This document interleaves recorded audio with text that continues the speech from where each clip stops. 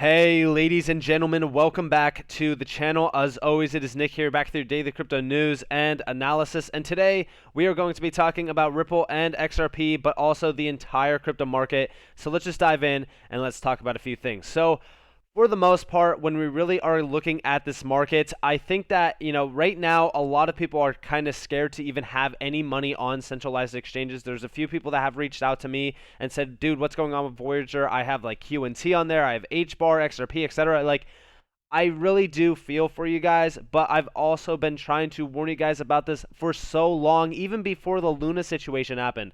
Like, we have been seeing a massive domino effect around these exchanges. Right now, if we go over to the exchange listings, look at this. We are seeing massive amounts of volume being, moved off of these exchanges. It's insane right now. And I actually tried to cancel orders that I've had on Coinbase Pro. I can't even cancel them, meaning I don't even have those assets in my custody anymore. There's huge issues happening right now around a lot of these centralized exchanges, and I want you guys to right now get your crypto off of exchanges. I use Ledger. I'm going to be fully transparent with you guys right now. I've used Ledger almost for over 2 years now almost, and I have no issues with Ledger. A lot of people think that I just pushed the Ledger, affiliate link just to make money off of, Ledger sales. And trust me, I do make money off of Ledger sales, and it's great. And it's like a win-win on both situations because think about it like this. You are not only getting something to store your crypto off of these centralized exchanges, but it also allows you to sleep at night knowing that your crypto is in a safe spot. And also, yeah, I do make money off of these affiliate links. It doesn't matter though. I'm not pushing these affiliate links in the clear image of just getting money off of these, links. I'm also helping you guys store your crypto off of these centralized exchanges that for the longest time have been playing chess with your funds, with your money. This is an issue. Get your crypto off of these exchanges. I don't even care if you utilize my affiliate link. Okay, I don't care. Just as long as you are going and getting a ledger, getting a decent wallet, getting any sort of cold storage. There's a ton of options out there. It's up to you to do your research and choose which one is the best. I personally utilize a Ledger X. That's the one that I've used since, 2 years ago. And I've had no issues. I store my XRP on there. I store my QNT. I store my link, etc. So it's totally up to you guys which one you want to use. But I've been sharing with you guys that liquidity right now in crypto is complete garbage. These centralized exchanges, for the most part, are just giving out IOUs, in the hopes that they do have the money there when somebody wants to cash out. This is a problem. Even Uphold, right? I've supported Uphold in regards to them supporting XRP since the inception of the SEC lawsuit. But lately, I've just had issues with, me trusting Uphold. I've been telling people, if you're going to buy Casper or even XRP now, move over to MEXC. You could instantly withdraw off of MEXC and send it to cold storage or even stake on a delegator that is secure with Casper, for an example. So again, I do not support any of these, exchanges. Uphold is locking people's crypto because they don't have the backing on those assets, giving out IOUs. What could go wrong, right? There's problems within this space right now around exchanges. And I'm telling you, these large exchanges are being swallowed up. I seen somebody in my Discord just the other day saying, dude, come on, this is just insane. You actually think that FTX or Binance can go down? These exchanges are not too big to fail. They are playing with customer money.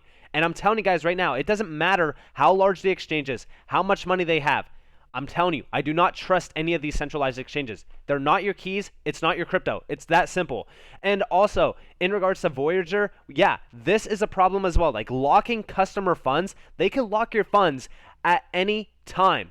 And it's not me trying to play into fear or anything. This is me literally giving you a warning that these centralized exchanges are not to be trusted, especially with long-term holds. Do not stake your crypto for 5 to 10%.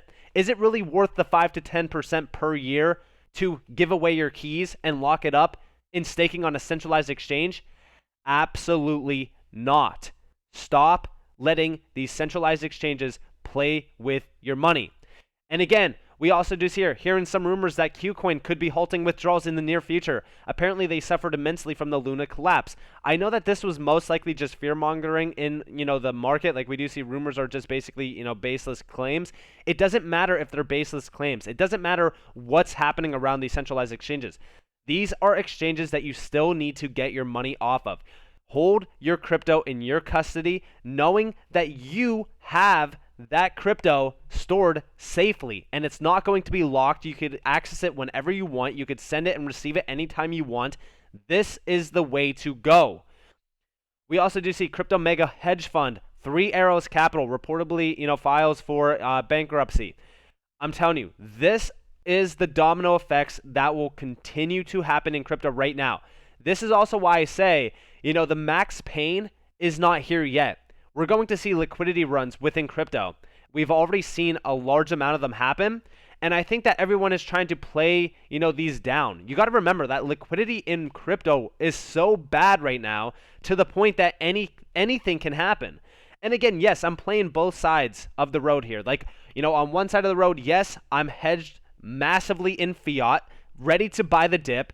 And on the other side, yes, I have been averaging in. I've been taking positions because I feel confident long term to take these positions and hold in cold storage. Again, yes, I'm an investor here. I'm a hodler here. I'm investing in utility, massive gems that I do believe that will have a bright future. And of course, we did see, Gold Telegraph, sorry. In regards to crypto right now, I'm hedging myself in utility gems that are solving major problems, especially around like liquidity. For an example, like XRP, I think is a safe bet long term.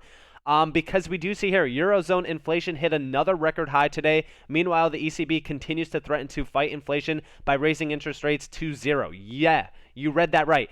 These central banks are basically, lighting the flame and running away from it. I've said it time and time again, like, we're already essentially in a recession. And it's funny because, these central bankers, these major players will continue to downplay it. Wait until 2023. I do think that 2023 is going to most likely be the time frame where we do see a large amount of the recession claims, just get thrown out the window and they finally admit to it. I wouldn't be massively aping into crypto, for an example, right now, simply because in July, in this month, we are going to be seeing a CPI report, a GDP report. We're going to be seeing FOMC meetings as well. We'll most likely pump into it. We'll most likely dump right after. And it's the fact that, right now, economically, things are extremely bad. And I'm not trying to say, hey, don't buy crypto at all. No, I mean, you could take average positions. You could average in. That's what I've been doing. But I'm not going to buy, $1,000 to $5,000 to $10,000 worth of crypto at a time right now because it just doesn't make sense to. I honestly think that we could be seeing one last major leg down on Bitcoin, which will bring altcoins to generational bottoms. And also, in regards to the SEC lawsuit, guys, we've been seeing some major updates around the SEC lawsuit itself. We do see here, there is no doubt, the Supreme Court of the United States, it will strike down Gary Gensler's overreach, i.e. climate requirement. Any federal agency, EPA, SEC, FDA, that institutes a regulation having significant economic impact must be able to, point to explicit language from Congress authorizing that action. And yeah, I mean, this is also going to be pretty large. I honestly think that in regards to, crypto technology and, right now we're at this pivotal moment, right? Like I said, we are basically heading into a recession. I think that this video from Patrick Bet David on Twitter and also on TikTok is actually pretty, safe to say we are basically in a recession. He said, today, and this goes back to yesterday, today is technically the first day of recession. If you have a solid plan, future looks bright. If you don't have a plan, get a solid plan. If you don't care to have a plan, then Netflix and chill. Either way, recession is here. And I just told you guys a day or two ago to stop spending money freely, only buy necessities, stack fiat on the sidelines, and try to pay off as much of your debt as you possibly can. Everyone's situation is completely different. Some people have mortgages, some people have car payments. It doesn't matter. Try to get that debt down as fast as you possibly can, because in a recession, debt is an absolute killer. Having disposable income in a recession is king. You are going to be able to come out of a recession, being able to free spendly or spend freely. Sorry. I mean, this is the time that you want to have disposable income. If you have disposable income, appreciate it greatly. Hold on to that, because Not a lot of people have disposable income right now. And also, in regards to this video, listen closely to this. Folks, if the definition of recession is 2 quarters in a row, the GDP slows down, today's what date? I believe. Today's what date? Today's The 30th of June. Tomorrow is officially day 1 of recession. Oh, shit. If it's 2 quarters in a row, tomorrow is officially day 1 of recession, and watch no one talk about it. Wow. Watch no one talk about it till first quarter of 2023. And that's exactly what I'm saying. Like, we are not going to be seeing talks around this until like around 2023. We've already seen the housing market kind of weakening a little bit. I mean, to me personally, like, we are nearing it. And I come back to this because this is actually something pretty interesting, like around the SEC and XRP, for an example. Like, I don't want to say like, hey, XRP solves every single problem. No. But I do think that crypto and a large amount of these digital assets definitely could. And I think that the SEC is holding back a large amount of that technological advancements around finance. But to me, like, you know, we're at this moment in time, like, where it's make it or break it. And it's really, you know, kind of scary for people that are in massive amounts of debt. This is why I've always said, like, debt is probably the worst thing that you could have over your head, unless it's debt that is making you money. Okay? And when I say that is like, you know, you could be in debt, for an example, on real estate or a business or something that is bringing you back capital. That's the best type of debt that you can have. The worst type of debt that you can have is a car payment. Is like, even mortgages are sometimes rough.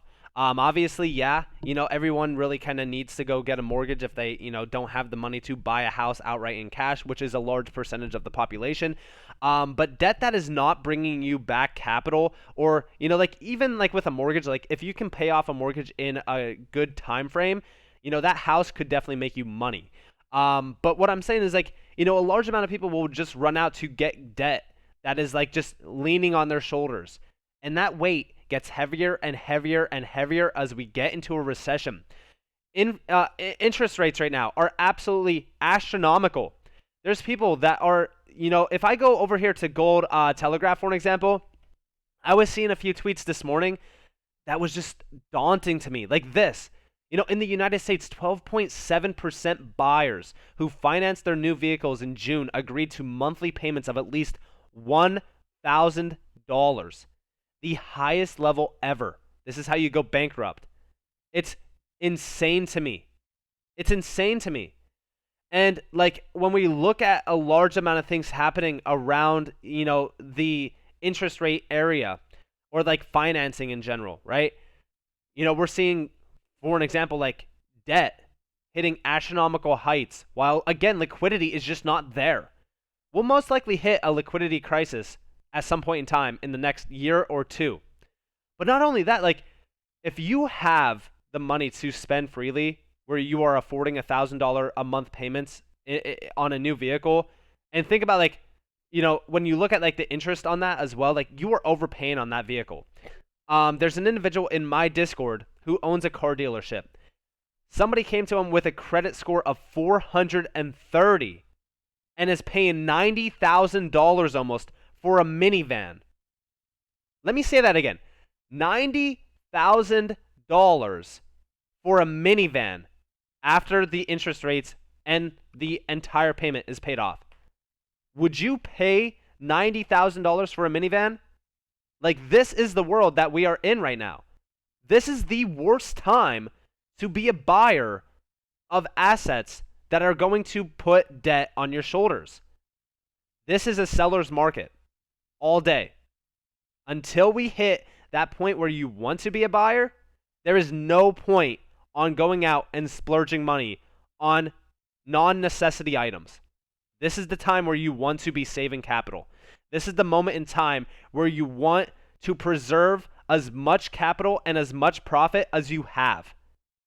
Again, do not follow everyone else into, you know, the flames. Like, we are seeing individuals burn their capital. And this is the moment in time where you want to have, again, disposable income to buy, you know, for an example, like, this generational bottom on crypto is going to be insane.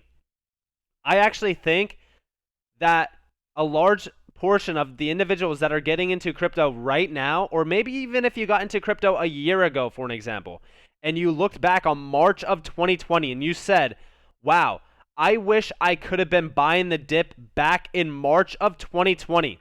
Guess what? We are basically seeing a repeat of that. As funny as it is, right?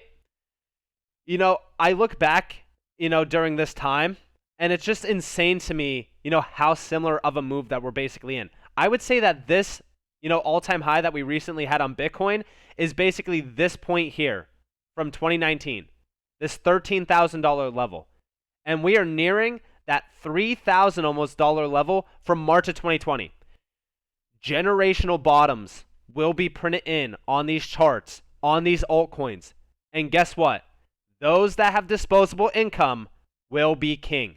So with that being said, I hope that you guys enjoyed this video. If you guys did, definitely leave a like, subscribe, to notifications on if you guys want more free content. You guys are more than welcome to follow me on Twitter and join the free Discord down in the description below. As does that you all have a beautiful day or beautiful night wherever you guys are in this beautiful world. This has been Nick. Peace out, guys.